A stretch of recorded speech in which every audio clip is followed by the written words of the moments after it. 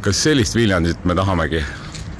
Kas selleks ehitasime haigla, et teha siin provokatsioone ja mitte aidata inimesi?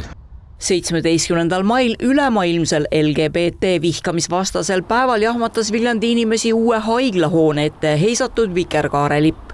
Seda tegi haigla nõukogu esimees ja Sotsiaalministeeriumi kõrge ametnik kantsler Maarjo Mändmaa.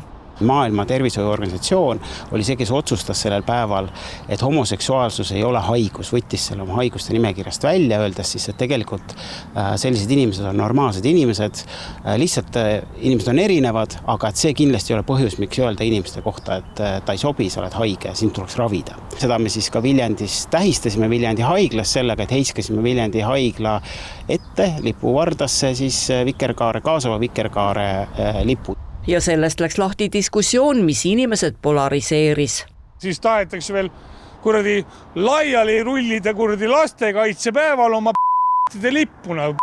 Jäägu kappi, kui seal ennast 11 ja ongi rahumajad. Kurat, see ei käi niimoodi. No.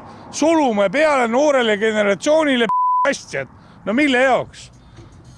Meie aeg on kogu aeg on naine ja mees ja naine.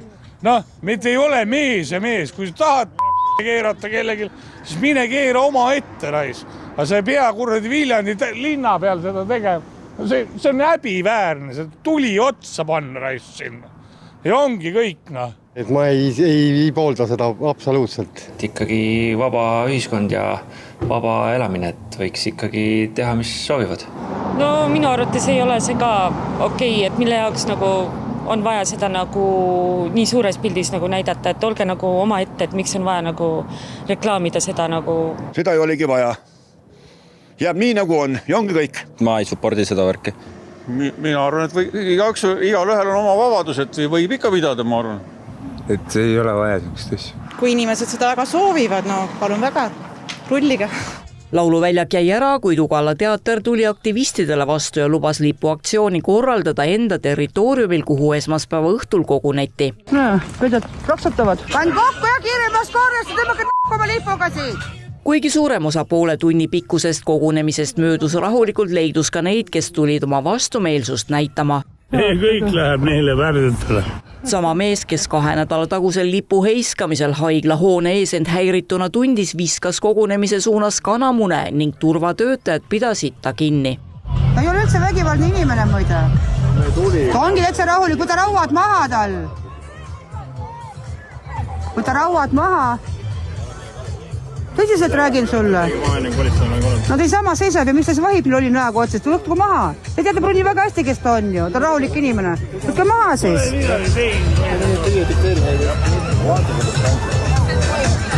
on niisugune seadus, peab oota veel pool tundi või? Aga ma panen lipu praegu põlema, tulete ka mulle järgi või? Kui ma panen lipu praegu põlema, tulete mulle järgi või? Suuremad kurjategijad. Arvad või? Seda 2 muna viska, see tähendab seda, et ma paha inimene kohe või? Sellega me tegeleme, seda menetleda. Noh, see menetleda kurat on. Võkke rauad maha. Kaadritaguse hääle omaniku ilmselt raudu ei pandud ja lippu taga põlema ei pannud, sest sama lipp rulliti täna lahti hoopis Tartu Raekoja platsil. No täna me rullisime siis lahti Karl-Joona Salamaa ja Lisette Sivardi loodud kunstiteose ja sellega näitame, et ühiskond on selline ühtne pilt erinevatest kogukondadest, kus kõik saavad tunda ennast hoituna ja armastatuna ja kus igaüks sobib.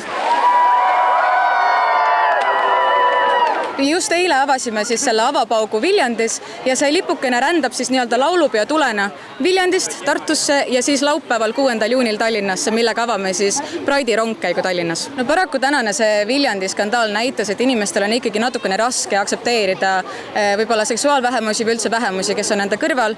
See näitas seda, et kui oluline on tegelikult ikkagi korraldada selliseid üritusi. Õnneks oli ainult üks väljakutse meil, mis turvateenistus pidas siis kinni ühe keskmiselt tugevamas joobes meesterahva ja see anti siis politseile üle, et sellega kogu asi ka piirdus politsei jaoks.